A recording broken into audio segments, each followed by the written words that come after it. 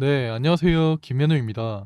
오늘은 시장에서 크게 주목받고 있는 삼성전자를 같이 알아볼 건데요. 오늘 삼성전자의 주가를 보시면 크게 하락하는 모습을 보여주고 있습니다. 하지만 이런 상황에서도 앞으로 삼성전자를 왜 주목해야 되는지 여러분들이 이해하시기 쉽게 정리해서 말씀을 드릴 거고요. 그리고 앞으로 삼성전자를 어떻게 대응을 해야 가장 잘 대응할 수 있을지 이런 부분들까지 전부 다 말씀을 드릴 거니까 오늘 영상 절대 놓치지 마시고 꼭 확인하신 이후에 대응하시면 좋을 것 같습니다. 그럼 삼성전자에 대해서 더 자세하게 알아보기 전에 구독과 좋아요 눌러주시면 좋을 것 같고요. 그리고 삼성전자에 대해서 본격적으로 알아보기 전에 제가 여러분들께 한 가지 말씀드리려고 합니다. 아마 제 영상을 오랫동안 시청하신 분들은 아시겠지만 제가 오래전부터 VT 영상을 꾸준하게 올려드리고 있습니다. 제가 미리 영상을 올려드렸던 VT가 최근 강한 상승이 나오면서 아주 좋은 흐름을 보여주고 있는데요. 오늘 같은 경우에는 조금 크게 하락하고 있지만 추세가 무너지지 않고 최근에 좋은 흐름을 보여주고 있습니다. 이런 것처럼 제가 여러분들께 도움이 될 만한 내용들을 꾸준하게 올려드리고 있으니까 앞으로도 제 영상 꾸준하게 시청하시면서 저랑 같이 수익 내시면 좋을 것 같습니다. 그럼 삼성전자에 대해서 다시 자세하게 알아보자면 최근 삼성전자의 주가가 부진한 흐름을 보여주고 있습니다. 최근에 다시 반등하던 삼성전자의 주가가 최근에 부진한 흐름을 보여주는 이유는 전일 미국 증시에서 엔비디아와 필라델피아 반도체 지수가 크게 하락하면서 삼성전자도 큰 하락을 보여주고 있는 건데요. 하지만 제 개인적인 생각으로는 삼성전자는 다시 반등하면서 하지만 그럼에도 불구하고 과연 삼성전자가 다시 반등할 수 있을지, 삼성전자가 진짜로 10만 전자까지 상승할 수 있는 건지 걱정하시는 분들이 많으실 것 같은데요. 이런 부분에 대해서 너무 걱정하지 마시고 저랑 같이 삼성전자의 성장성에 대해서 알아보면서 잘 대응하시면 좋을 것 같습니다. 역시 삼성전자의 주가를 끌어올릴 만한 모멘텀은 바로 HBM이라고 할 수 있는데요. 최근 HBM3가 엔비디아의 퀄 테스트를 통과했고 HBM3E 같은 경우에도 8월에서 9월 사이에 펄 테스트를 통과하면서 3분기부터는 조금씩 공급을 시작할 것으로 예상하고 있습니다. 최근에 HBM 관련된 기사가 많이 나오고 있는데요. 삼성전자는 이런 부분에 대해서 계속해서 퀄 테스트를 진행 중이라고 부인하고 있지만 삼성전자 입장에서는 고객사와 비밀 유지 계약 때문에 절대 말할 수 없는 입장일 겁니다.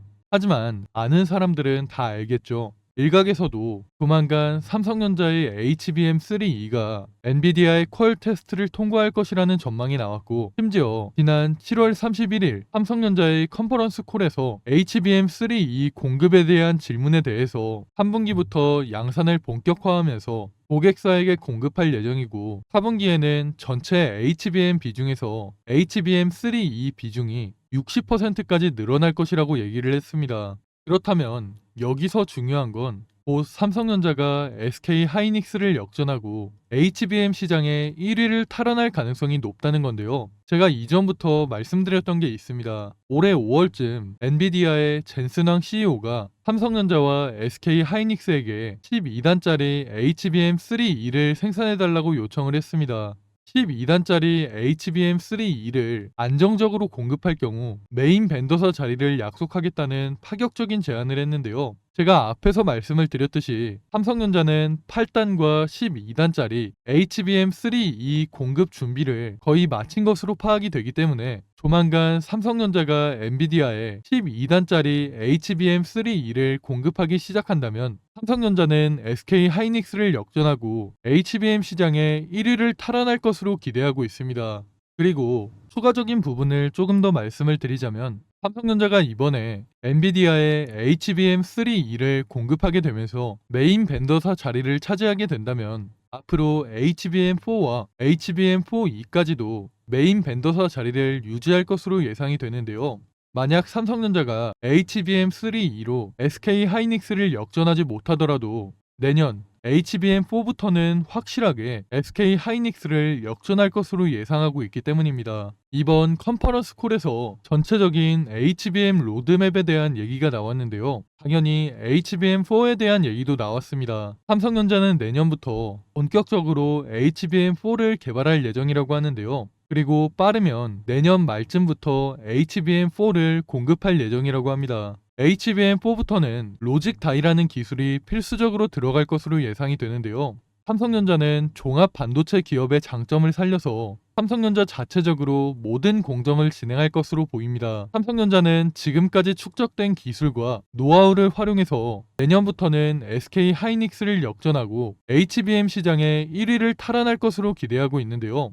또한 오늘 영상에서는 다루지 않았지만 최근 메모리 반도체 가격이 크게 상승하면서 삼성전자의 수익성이 크게 증가했는데요. 이로 인해서 2분기 삼성전자의 실적도 크게 증가했죠. 최근 메모리 반도체 기업들이 HBM 사업에만 집중하다 보니까 D램과 낸드의 공급이 부족해지고 이로 인해서 가격이 상승하고 있는데요. 이런 자리를 삼성전자가 채우면서 앞으로도 삼성전자의 수익성이 크게 증가할 것으로 기대하고 있습니다. 앞으로는 이런 부분이 시장에서 크게 부각이 되면서 삼성전자의 주가는 10만 전자를 향해서 상승을 이어갈 것으로 보이는데요. 이런 상황일수록 우리가 앞으로 삼성전자를 어떻게 대응해야 될지가 정말 중요한 시점인데요. 사실 제가 정보를 공유하는 네트워크를 통해서 삼성전자 관련된 정보를 받았습니다. 제가 이 정보를 가지고 대응 자료를 만들어 놨는데요. 제가 제 영상 시청하시는 분들께만 이 대응 자료를 공유해 드리려고 합니다.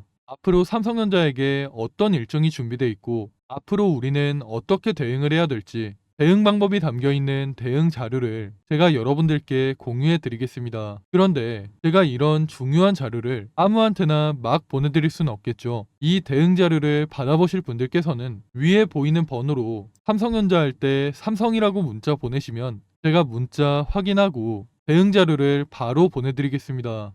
삼성전자는 이런 좋은 모멘텀이 있기 때문에 앞으로 큰 흐름으로 봤을 때 삼성전자의 주가는 상승을 이어갈 수밖에 없다고 생각이 되는데요. 하지만 그렇다고 해서 절대로 여러분들 혼자 매수하시면 안 됩니다. 분명 삼성전자가 좋은 종목인 만큼 시장의 세력이라고 할 수 있는 자금력이 좋은 투자자들 같은 경우에는 더 싼 가격에서 더 많은 물량을 모아가기 위해서 당분간 주가를 누를 가능성도 있다고 생각이 되는데요. 그렇기 때문에 제가 여러분들께 대응 자료를 반드시 확인하시라고 말씀을 드리는 겁니다. 지금 당장 삼성전자를 매수해야 될지 매도해야 될지 아니면 추가 매수를 해야 될지 이런 부분에 대해서 여러분들이 확실하게 알 수 있도록 제가 대응 자료를 무료로 보내드릴 거니까 위에 보이는 번호로 문자 보내시면 제가 문자 확인하고 대응 자료를 바로 보내드리겠습니다.